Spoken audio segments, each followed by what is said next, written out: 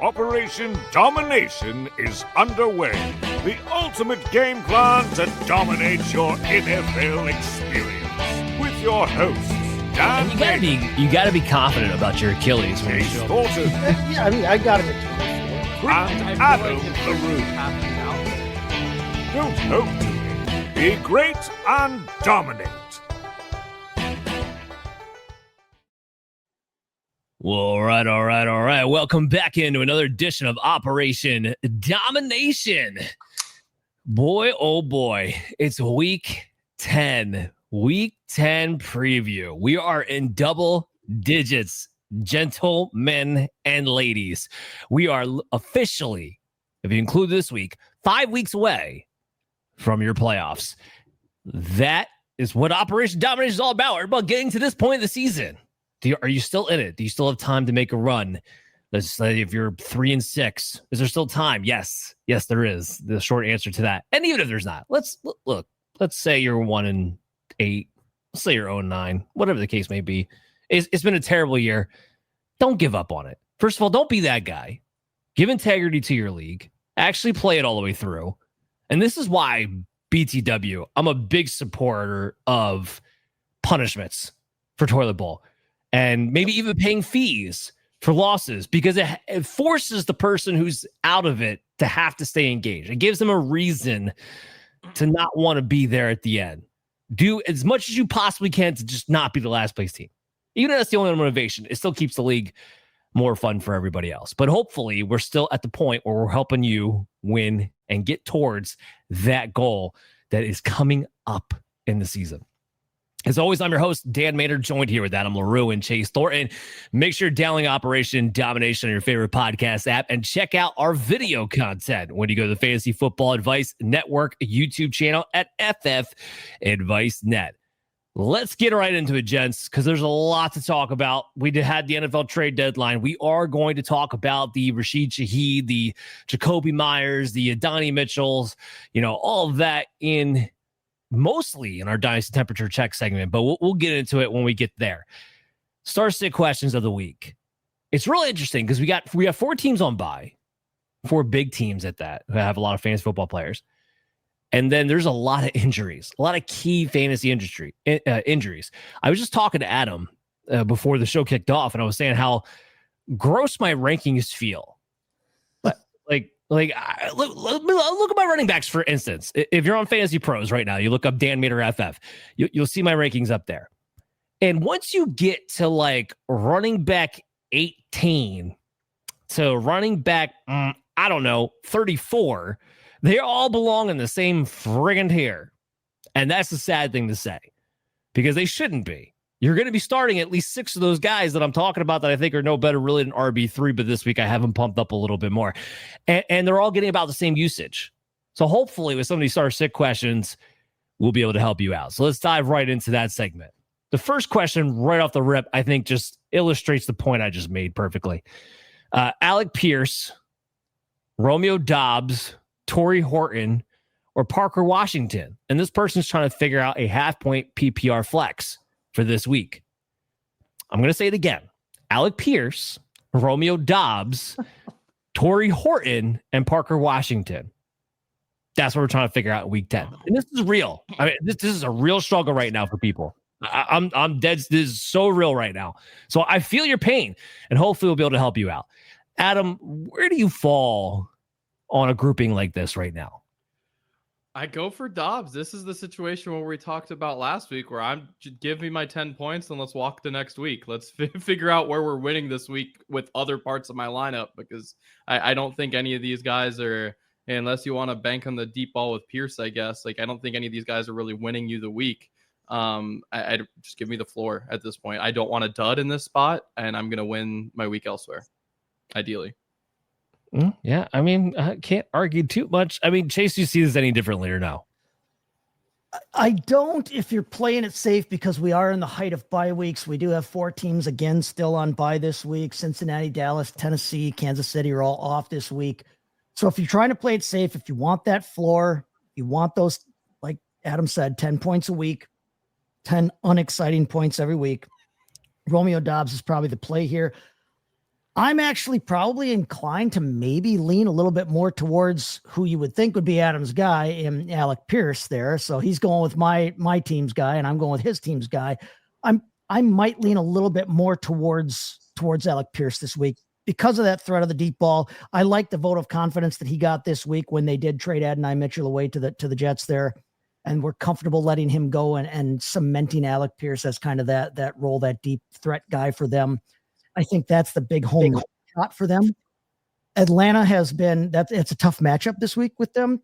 Atlanta's been tough against opposing fantasy wide receivers, but I think you can kick them deep. I think they did just give up 4 for 100 last week. And a touchdown, a 58-yard touchdown. I think they can be had deep there, and it doesn't take much when you've got a guy like that to really make a big splash. So Dobbs for the floor, but I would probably be inclined to lean more toward Alec Pierce and take the big swing this week because I covered myself well for bye weeks, and I'm not worried. Oh, well, look, la-di-da for you, Chase. Maybe the rest of us haven't gotten so lucky.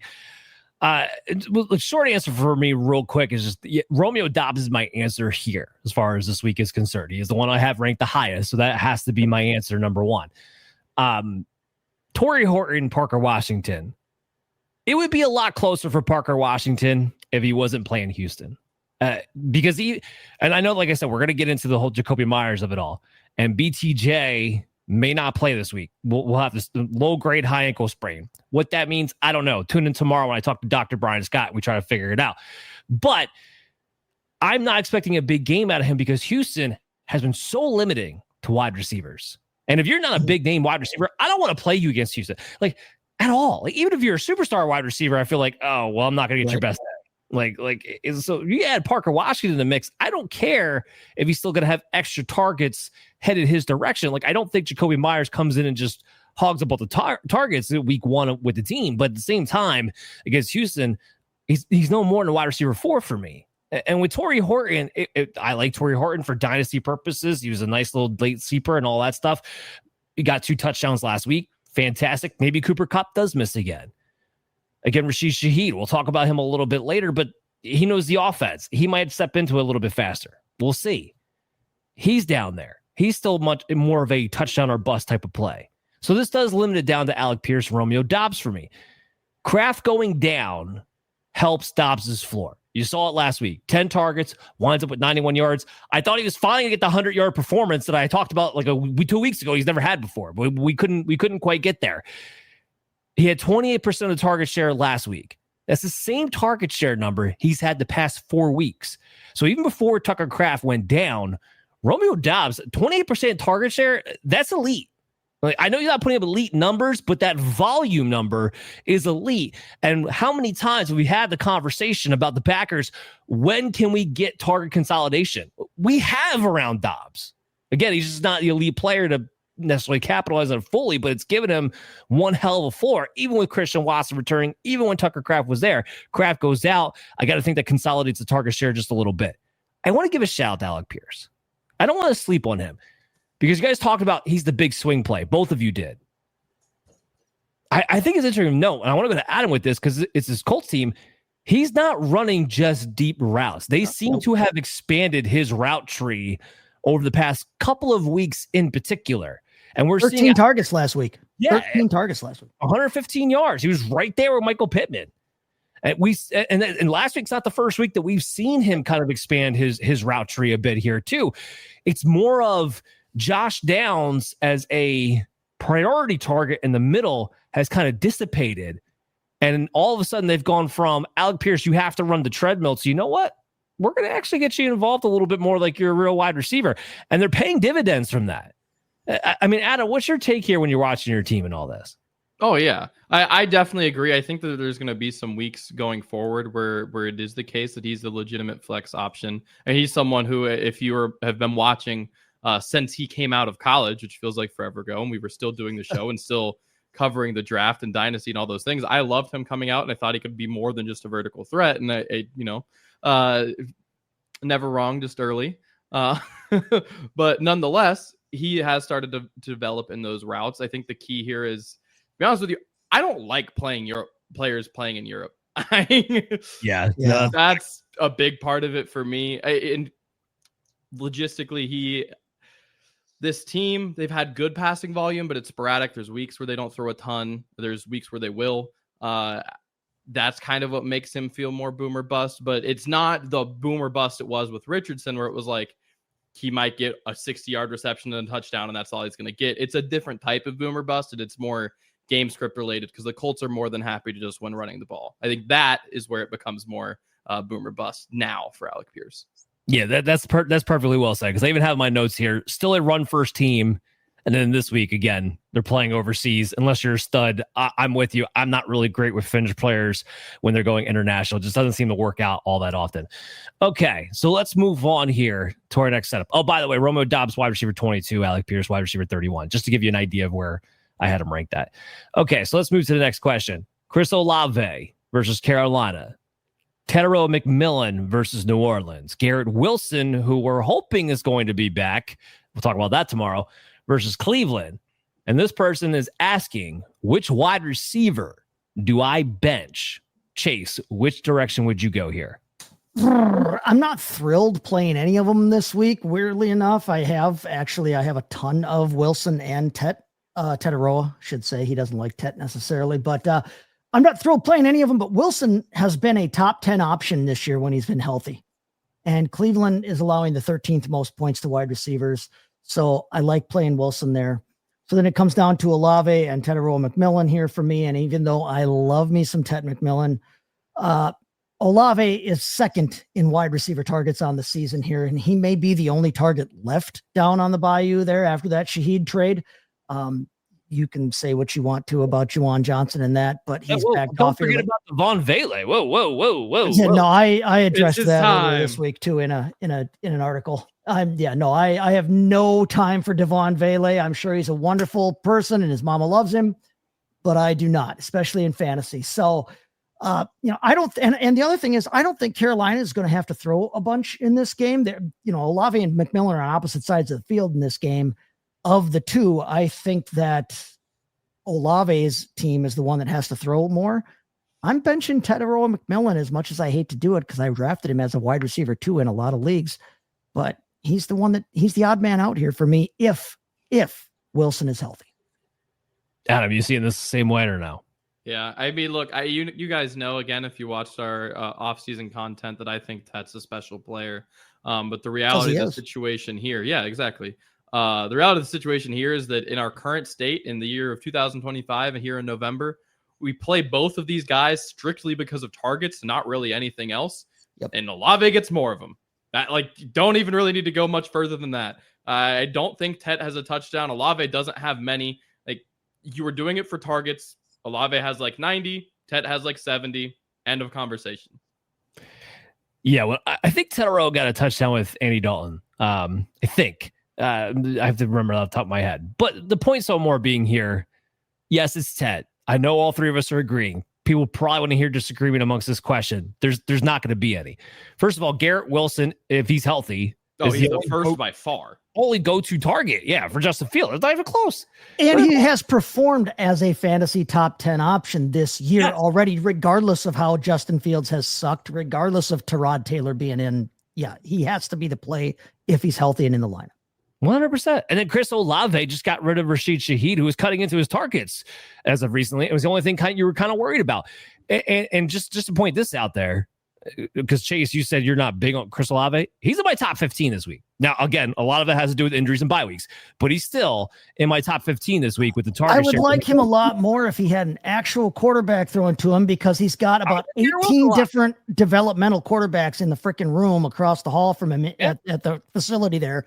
And Rashid Shaheed skipping town. I wrote about this earlier this week. Rashid Shaheed skipping town means there's literally no one to draw any coverage away from Chris Olave. They don't have to worry about anybody else. I'm not worried about the dying, dried husk of Brandon Cooks. I'm not worried about Devon Vele. I never have been. I never will be. I couldn't understand why anybody was picking his ass up last year. There's nobody left but Chris Olave, which can work in your favor and can work against you. It's just that I still think he's a better play than McMillan this week.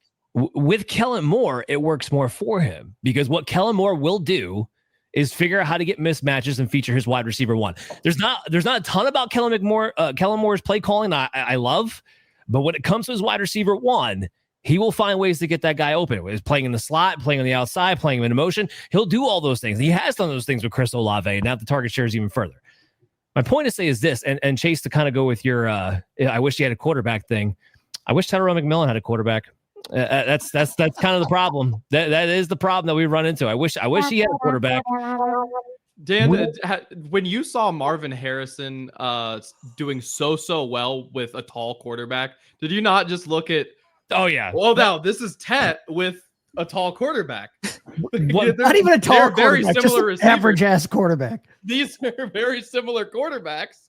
1,000%. He doesn't need a 6'7" guy. He just needs someone who can can stay over the line and doesn't need a booster seat for the team meal. You look at Marvin Harrison. Roller coasters. I'll do you one better. I kept hearing how Trey McBride can't score touchdowns. He sure seems to be able to score touchdowns now. When you get an actual professional passer of the football behind center who's competent with his reads. They actually pointed out on the broadcast the other night, you could literally see Jakobi Brissett do the reads and check, and perfect. It was like, oh, look, actual flipping quarterback work as opposed to L1. Yeah. I mean, what is it? 4 touchdowns in 3 games, Jakobi Brissett. And now we got the great news. I don't have to wait till tomorrow to say this. We got the great news that Kyler Murray's out for the next 4 weeks. So Marvin Harrison, Trey McBride, wheels up. I'm getting off topic though. So anyway, news fantasy wise, we hope that Kyler Murray is okay as a human being and we love him and whatever. Yes. Fantasy wise, hell yeah. Fire it up. Timeout. That was a soft benching. He's not actually banged up. Don't even get me started on that. don't even. That was purely a soft benching. Anyway, so my point with Taylor McRow. That's a cynical take on the world. Is this? Well, sometimes reality is cynical. Tyrone McMillan with Bryce Young this season. So you're taking out the Andy Dalton game, and I took out the game in which Bryce Young got hurt. Okay. So just be fair is fair. Yep. He's averaging in half-point PPR leagues, which is what we base our rankings off of. He's averaging 8.1 points per game. That would be wide receiver 48. His time with Andy Dalton has boosted him up to being a wide receiver 3. He would be wide receiver 48 in the games Bryce Young has started and finished this season. That's the problem. That right there is the problem. So while you can't drop Tyrone McMillan because of where you drafted him and the talent profile that he has, until Bryce Young disappears, you're not going to feel confident in playing unless you absolutely have to. So that's my point in saying all that. All right, let's talk about some tight ends, shall we? This is always a fun question on bye week, so we'll get into the ugly muggly. So Hunter Henry, Luke Musgrave, or Colston Loveland? Adam, which one would you start between these 3? When you led with that open about this being a really gross group, this was the question that came to mind for me. I know you led off with the receivers, but this was where I was like, oh, PU. I'm going Loveland. I know the snaps have been great the last 2 weeks, and this last week was awesome. I don't think that's probably reality, but this is a good high over under game. I think it's at 48.5 or thereabouts. And he does have the snaps now, which is good.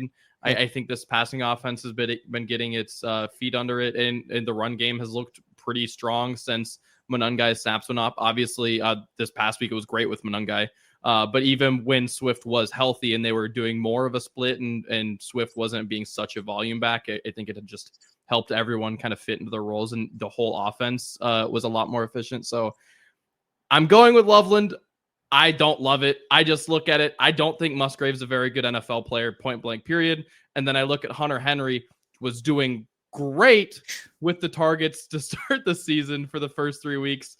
So the first 3 weeks, he had 21 targets between weeks 1, 2, and 3. Since then, it's been a while, by the way. We're in the double-digit weeks. Since then, he has 21 targets. He in a team that doesn't throw a ton. They throw efficiently, but they don't throw a ton, and they spread out the ball. He has not been someone who is more than their 3rd or 4th target. That's just the reality, and I can't do that. Yeah, it's the super spreader offense in New England. There's absolutely no doubt about it. A super spreader offense that throws 27 times a game. Right. Yeah, that Not a good doesn't combo, have a by lot the to way. spread. Yeah. I show you the poor man version of the Buffalo Bills offense. That's all. How inconsistent is Dalton Kincaid and everybody else who's a pass catcher on that team for exactly the same reason. Chase, where are you falling on this tight end question? First off, listen, Luke Musgrave, it's at LaRue Adam on Twitter X if you want to come and respond to the blatant hatred that Adam has for you. I was waiting for that. Yeah, his absolute just abject, hatred of what you have to offer as a professional football player. Henry has the best matchup this week, such as it is, but none of these guys has a great matchup. These are 3 tough defenses against opposing fantasy tight ends.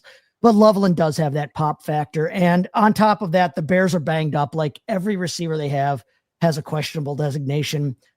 And so do both of their starting running backs are both banged up as well. So if the running backs are both banged up and if Luther Burden is remaining hurt, I think that gives Loveland even more value as that short check down type, receiver.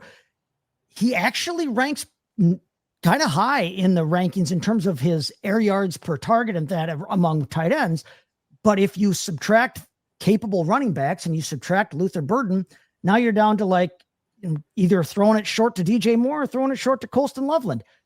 I'll take my chances because I think that Loveland is the better chance for a mismatch in that situation against anybody's defense.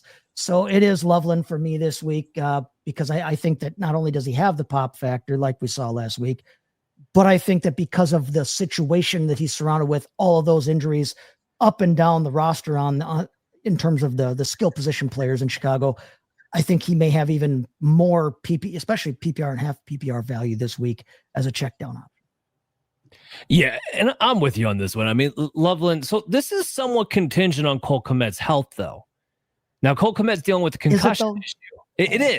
It is. Because when Cole Kmet, before he got the concussion issue, was out there on the field quite a bit again. And look, I'm just going to throw my Dalton Kincaid out here because I have to be even when I give this take. If you're going to be a tight end who has to get his snaps siphoned a significant amount because another tight end blocks and they play that tight end more than you will be highly inconsistent as a fantasy football tight end, period. I don't care who you are, how good you are. So that's the issue. Cole Kmet, this is practicing limited capacity today. Again, we'll have the injury episode for you guys tomorrow and get you more updated, but that is usually an indication that he could return. So my advice to you is contingent on Cole Kmet not playing. If not, I kind of want to take a shot on Luke Musgrave.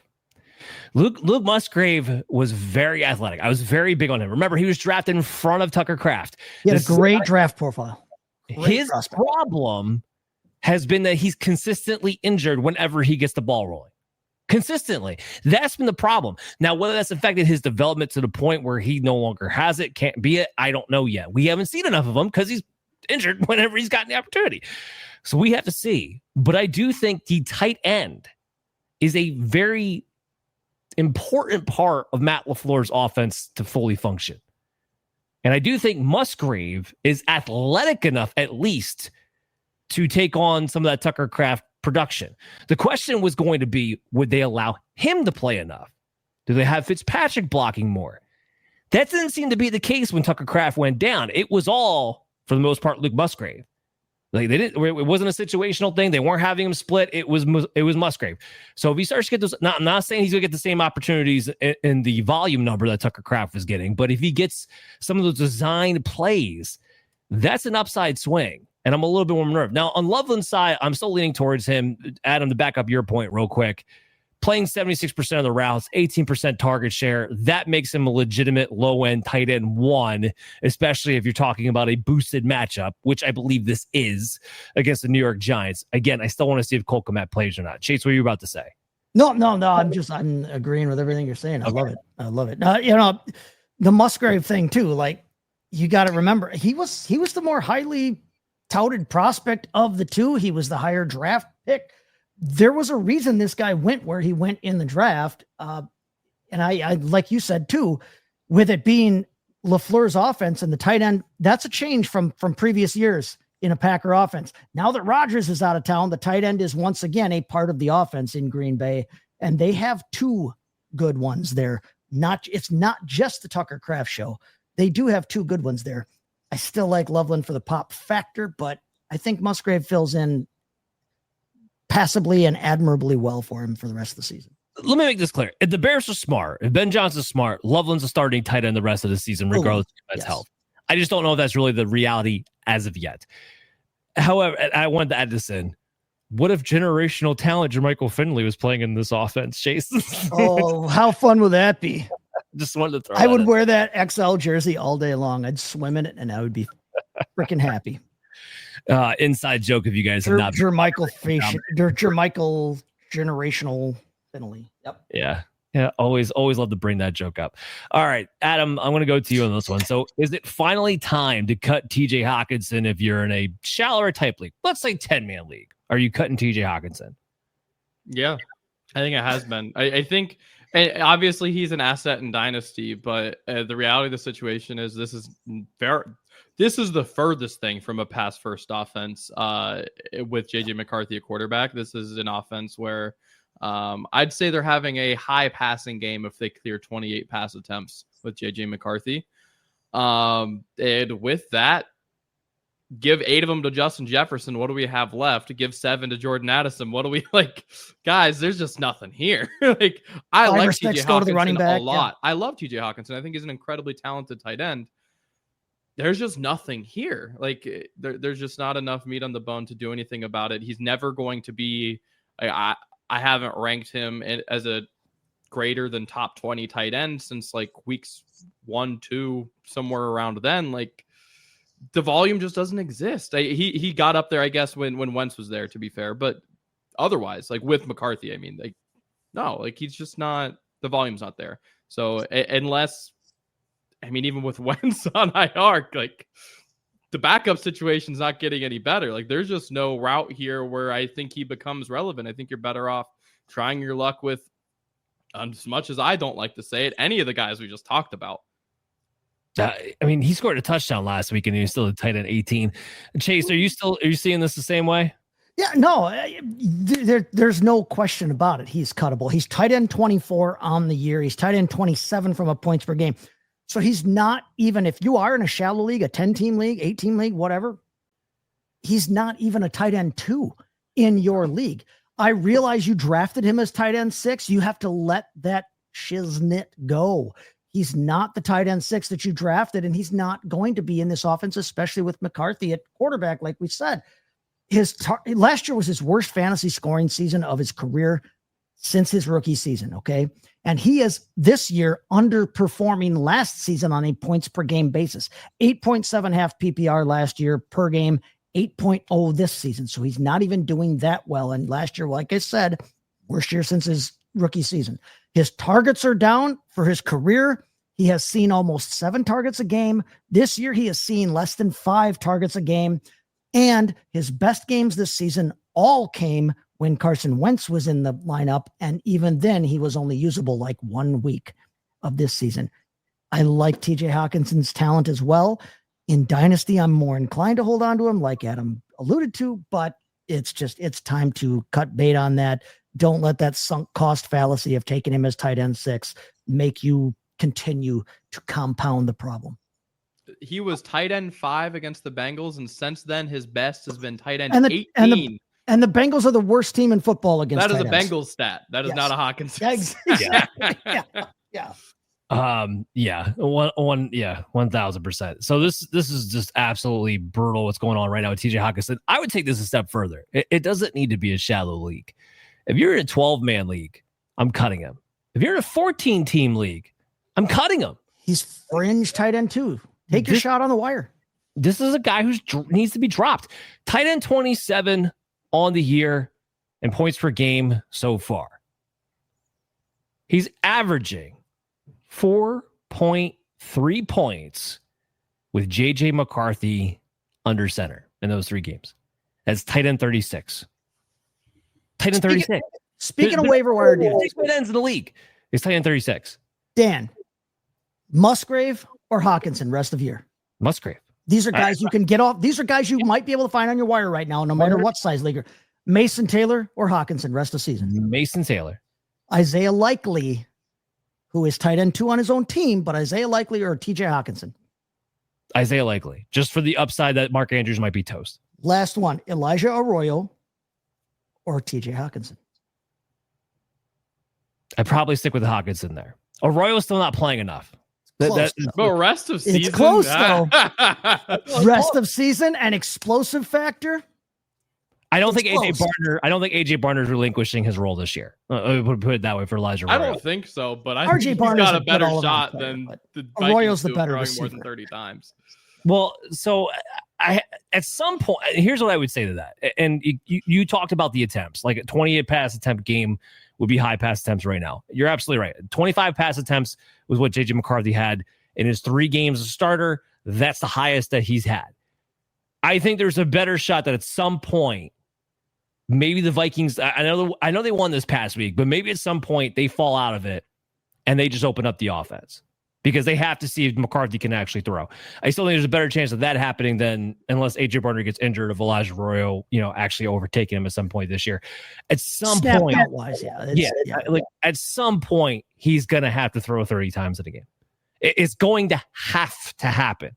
In this past week against Detroit, no one was expecting it, but they did wind up winning the game. It wound up being a positive game script. Even in the 2 games before McCarthy played, it was still close games towards the end. We've seen Minnesota get blown out this year. What happens when they wind up in that game script? And then JJ McCarthy has to throw it a bunch of times. He's a guy who I think targets the middle of the field, at least more comfortable in doing so. And that could open up for TJ Hawkinson. You don't know when those game scripts are going to come. And this doesn't change my tune on drop Hawkinson. But my point is that I think that has more of a shot of happening than, let's say, Elijah Arroyo completely taking over this season anyway. But it's a fun conversation. It is a fun conversation you can actually have. I don't know if it's a fun conversation. It's a conversation I shake my head at. I think it's fun.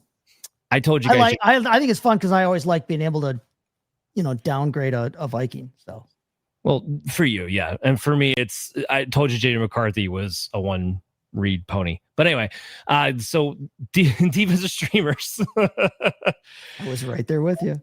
I always get to try to get a defensive streamer question in here. So we got the Browns, the Bills, or the Panthers. I almost laughed my butt off when I saw the Panthers on this list. Who's the play and why? And I'll just start it off. Because I mentioned the Panthers thing. I get that it's the Saints and it's Tyler Shuck, and that's been like a no-brainer streamer all season long. And the Panthers defense has not been inept. Like, I don't want to act like they have. They have not been inept. They're a long way from what they were a season ago. They're still not great, but they're, not historically bad or anything like that. I'm still not streaming the Carolina Panthers defense. They don't put up enough turnovers. They don't get enough pick sixes. They don't get enough sacks. I don't care if they're playing Tyler Shuck. The Browns defense, I know that the offense has a tendency to put them in a bad spot and keep them on the field quite a bit. That's why in some games they have given up more points than you would expect out of an elite defense. But because this is such an elite defense in sacks and turnovers and still points allowed per game, I mean, this is the 10th best fantasy football defense on the season, the 3rd best fantasy football defense the last 4 weeks. They've been on fire. Myles Garrett is getting like 5 sacks a game by himself. Like, that's what's happening right now. Literally by himself, yeah. Then now you're playing the New York Jets, who just threw the white flag up at the trade deadline. So I think this is going to go pretty well for Cleveland.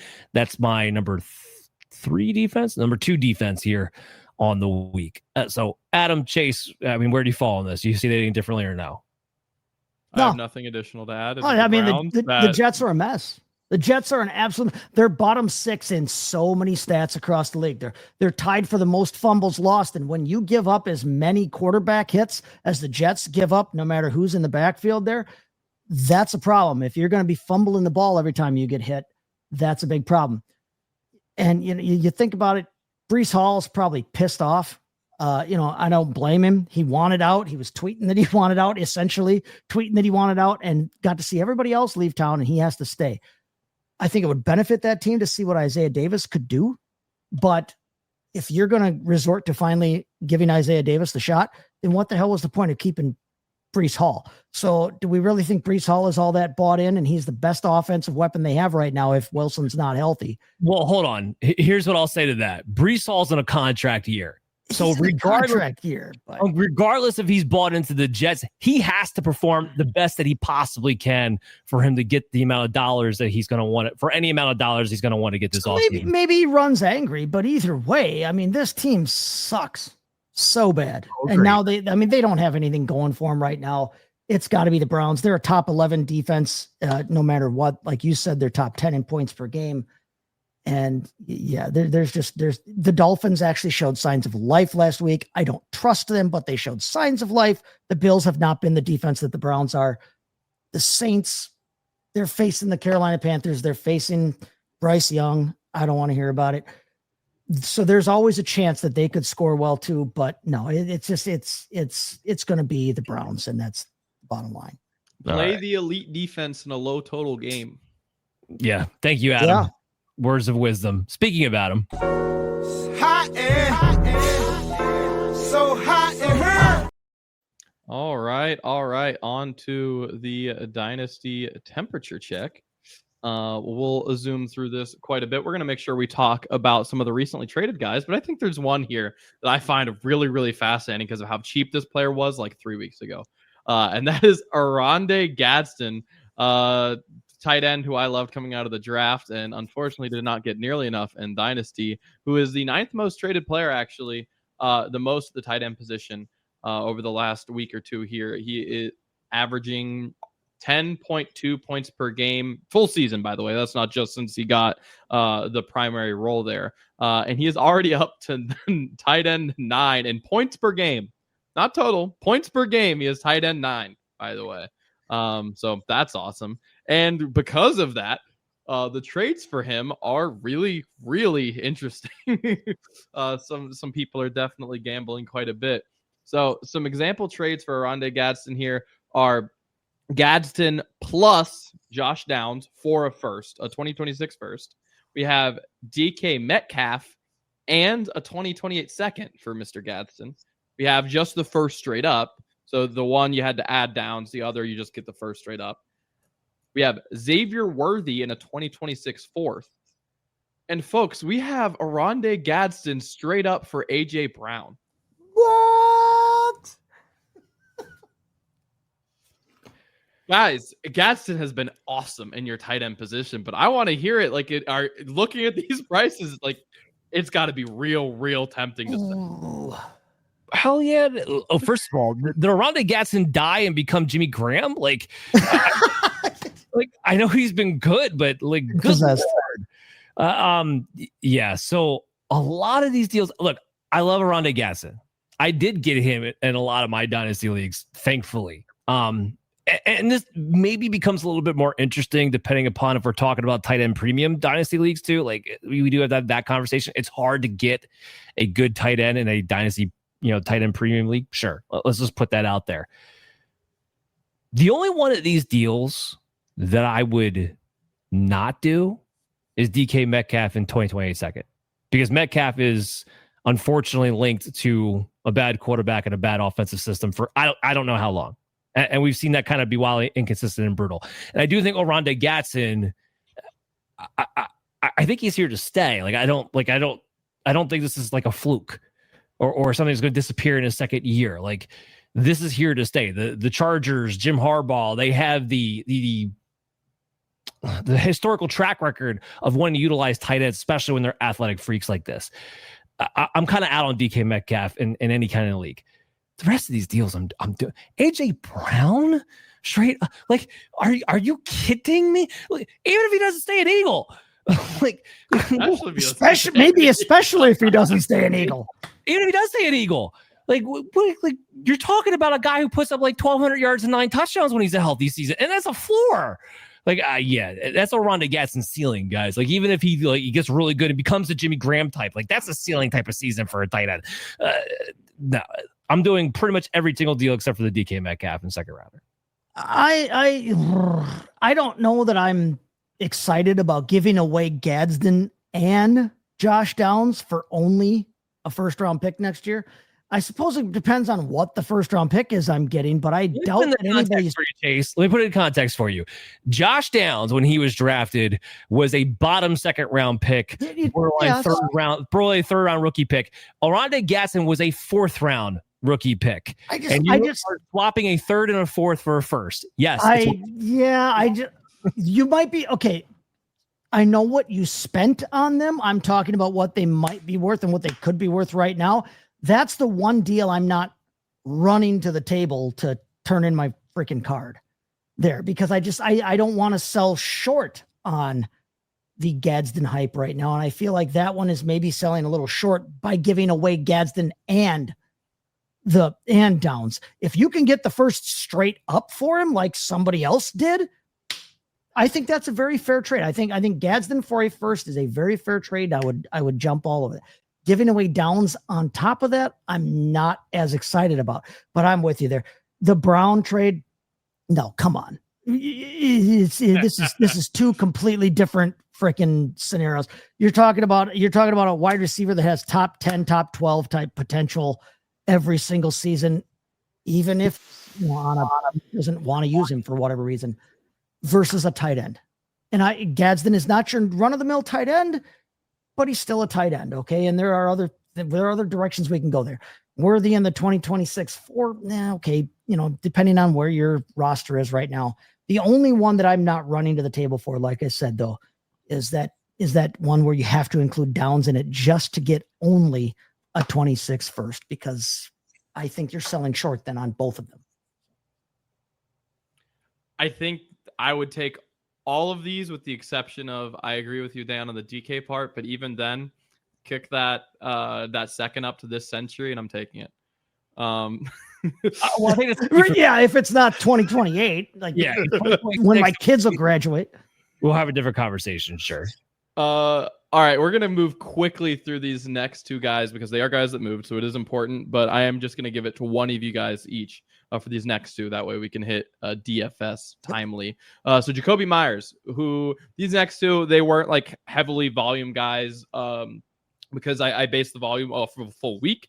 So these guys actually had more trades in the last 3 days than Gadsden, who was the 9th most, just like for some perspective. But they were getting traded like not at all before that. So they're not like crazy high volume on the week. But with that asterisk out of the way, Jakobi Meyers is our first guy. He has 7.4 points per game so far this year. So basically nothing. 51st so far. And then again, there's half point PPR. Some of the example trades here are Theo Johnson. We have a 2026 third. We have Kenneth Walker, which is kind of the outlier here, at least in my opinion, but you guys tell me. Keon Coleman or a 2026 second rounder. Chase, what are your thoughts on Jakobi kind of in this range? Dude, if you can dump off Jakobi Meyers, again, sure, he's a beautiful human being and his mom loves him, but if you can dump him off for Kenneth Walker, you do that.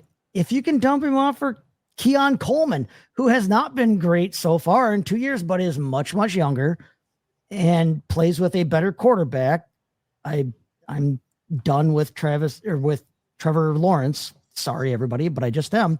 If you can do that, jump on it. I think you're selling short if you're only going straight up for Theo Johnson, pardon me. I think you're selling short if you're only going for a third round pick. I think a second round pick is pretty reasonable right now, because you've got to understand too, there's the name hype right now. He did just get traded. That was what he wanted. He's going to an offense where we think they're going to throw the ball. You and I and the American people all know that Brian Thomas Jr. is still there and that Travis Hunter is still going to be a thing, but there's that hype factor because it's trade week. If you are trading right now, I think you're selling short to take him straight up for a third. I would jump all over a second, 26, 27. I don't care. And I would jump all over the Coleman and Walker trades. I think that Meyers has a hot name right now because he was one of the bigger names, such as it is, for this trade deadline. So that's how I feel. Pretty agreeable. I wouldn't take him for Coleman personally, but you guys know that I wasn't the biggest Coleman fan coming out. But the second Kenneth, I'm 100%. Yeah, was I, but Coleman's like a toddler and Meyers is in old man range. I mean, he's 29. He's going to be 30 soon. Fair enough. Speaking of another guy who is a lot of people don't realize is up there in age, a very similar age, I think is 28. Is Rashid Shaheed. He's the other exciting guy and potentially one with a little bit more excitement. Certainly has a little bit more points per game so far this season. He has 9.2 points per game, so far this season. That is 41st, so 10 spots higher than Mr. Meyers so far. And I asterisked it here because I've seen a couple for a 2026 second rounder. So I wanted to mention that that's been like the average going price. There was a couple of those in the last call it 36 hours where that's been the price. I've also saw 2028 first. I saw Shaheed plus Hunter Henry for Jake Ferguson, which I thought was an interesting deal. And another one for a contender, to me, is an awesome deal if you're a contender looking into this. 2027 third plus Rashid Shaheed for Devontae Adams. Dan, what do you think of the values here? Pull the freaking trigger. Look, I'm sorry. I must have been asleep when this whole like Rashid Shaheed wave came through where suddenly everybody wants Shaheed all the time. It doesn't make any sense to me. Like he's a lower version of Christian Watson when Christian Watson's healthy, in my opinion, to be honest with you. Like I know in recent years, and we can use this example, he was with Clint Kubiak there with the Saints, and we know we saw him get an uptick in targets than what we were used to seeing him get. And that might be the case in Seattle, maybe. But this is still a guy that, are you going to sign him to a long-term deal? I don't know if they're really going to bother doing that. When you already have JSN, you have a team that has a lot of needs, is competing. I don't know how much they're going to prioritize a wide receiver. With Shaheed, he's probably going to want, 12 to 15 million. They already signed Cooper Kupp to a 3-year deal on that. I don't know if they're going to want to do that again, to be honest with you. So Shaheed is a nice player. He's a wide receiver 4. Ultimately. So you're going to give me, even if it's 2 years from now, a first round pick for a wide receiver 4, you're going to give me a second round pick. You're going to give me a decent a top 8 tight end right now. You're going to give me Devontae Adams. Like, yeah, to give me this deal all day, every day. I think people are getting too excited about what he did in a short spurt with Kubiak last year and him joining Seattle this season. And this is getting all out of whack here for what his profile as a whole actually is. Because ultimately, he was brought in there to stretch the defense, to help the running game, not necessarily brought in there to be a featured weapon here. Let's get that real clear what's going on in Seattle. Yeah, I tend to agree. I think he is much more impactful to the Seattle Seahawks football team than he is to your fantasy teams. I think that's the reality of the situation. But all right, cool. We're on to DFS.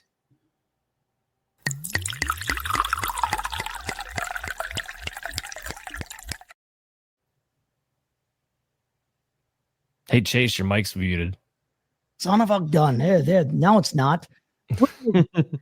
We're going to talk about our guys real quick. We're going to mix up this drink real quick, and I'm going to drink it real quick because it's a good one here. At quarterback this week, we are going to go with Drake May. And I haven't gone with Drake May yet. I love me some Drake May. He's a mobile quarterback, but we haven't used him yet.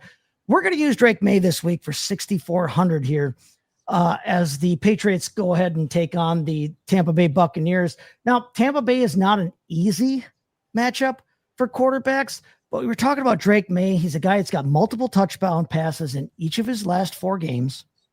He's averaging 23 and a quarter DK points, DraftKings points here, over his last 4 games. If you extrapolate that over the season, he'd be quarterback 4 on the year. If you take away a rough matchup last week against Atlanta, who has been very strong against opposing quarterbacks in fantasy, it's even better than that. So May has been hot lately, and I like that idea. Tampa Bay, yeah, they've only given up the 19th most points to opposing quarterbacks, but they haven't really faced a murderer's row of quarterbacks. If you look at their schedule this season, when they did face legitimate quarterbacks, Jared Goff didn't really have to do a whole hell of a lot in that game, so I'm not worried about that. They faced Jalen Hurts, but he only had 130 passing yards, and he did not rush for a touchdown in that game, by the way. You look at it, Mac Jones, the Mac Daddy, had almost 350 yards passing against them a couple of weeks ago. 2 weeks ago, in the last game that we saw, Tampa Bay play, actually, Sam Darnold had 341 yards and had 4 touchdowns. I like Drake May. I think he can find some openings in this Tampa Bay defense. We're going to roll with him at 6,400 at our quarterback.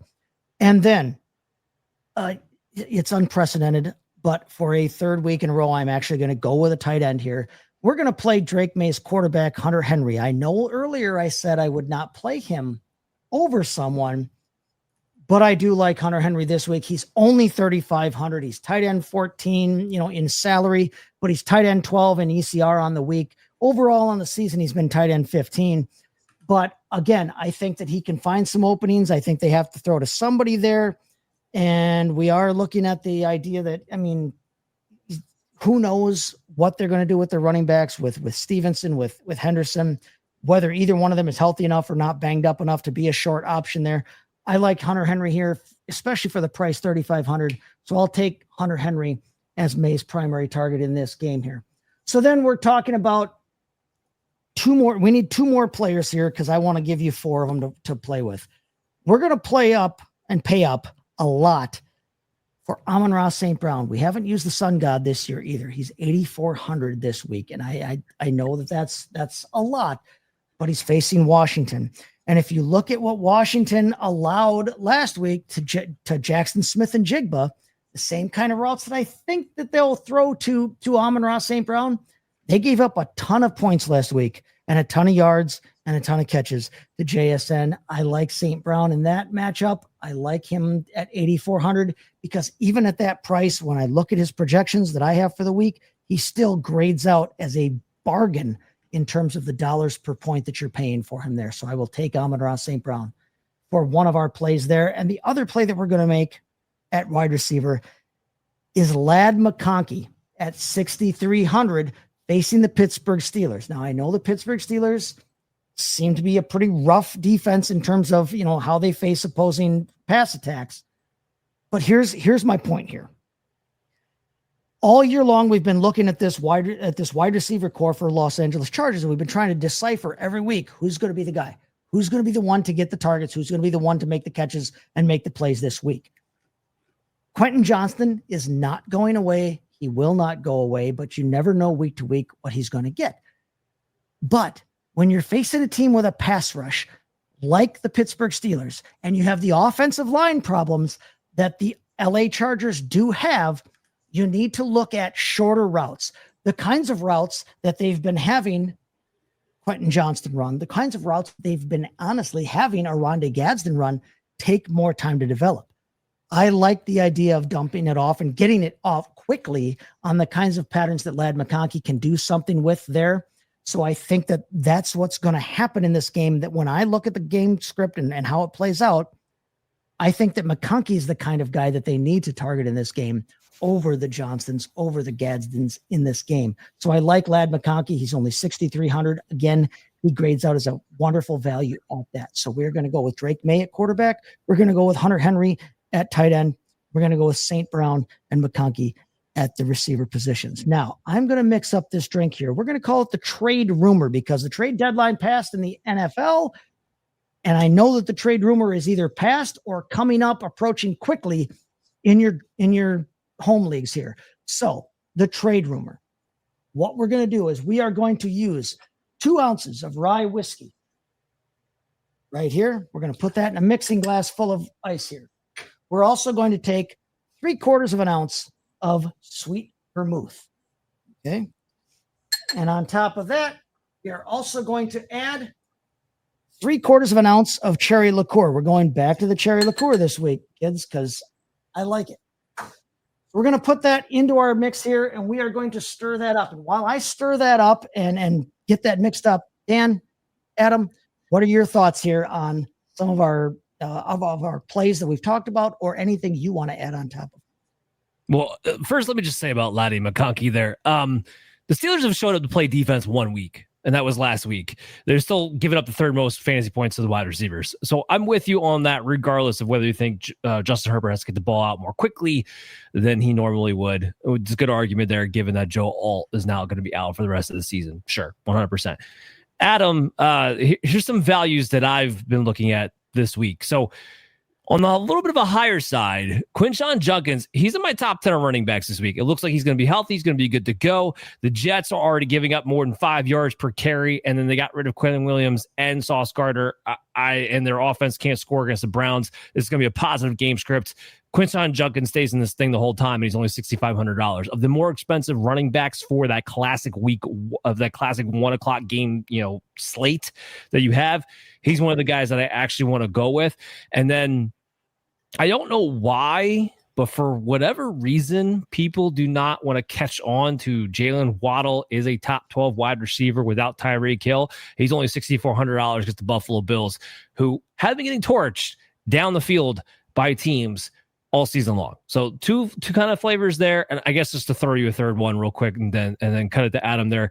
I do have my eye on Juwan Jennings, who's looking a lot healthier. He's only $4,600 heading into a week with the Rams and 49ers, where there probably will be point scorers, or typically is in those matchups. So what are you looking at, Adam? Yeah, good options. I think Rico Dowdle is one that I think is really interesting. He's technically questionable right now, but it sure sounds like that they're planning on leaning on him next week. I think that's verbatim pretty much what Canales said today, is that, yeah, we're taking it easy on him so he can play this weekend. That's more or less like what the practice situation is with him this week. And then if you need a cheap option, I'm okay with going back to the Tez Johnson well, personally. I liked him a lot going in college. He's done a good job getting separation and getting targets so far. So as far as like if you want to get in a stud like a James Cook type of guy, then that's a way to bring your average cost down. No, I like all those options, guys. When you talk about Rico Dowdle, listen, keep an eye on that injury situation, because if it looks like he's going to be limited, or if he for some reason gets called out, Chuba Hubbard is a really cheap option against a very bad run defense, and that would allow you to really jack up your spending elsewhere in your DFS lineup. So I like that. So we've mixed all of that up. I've strained it into my glass here, and I have what we call Distiller's Cola. It's by a brand called Fever Tree here. We're adding about 4 ounces of cola on top of that there, and that is going to be our trade rumor. Slanjava, and good luck, everybody, this week. Absolutely love it. All right. Thank you guys for checking out Operation Domination. Again, make sure you download us on your favorite podcast app. Check out our video content on the Fantasy Football Advice Network YouTube channel at FF Advice Net.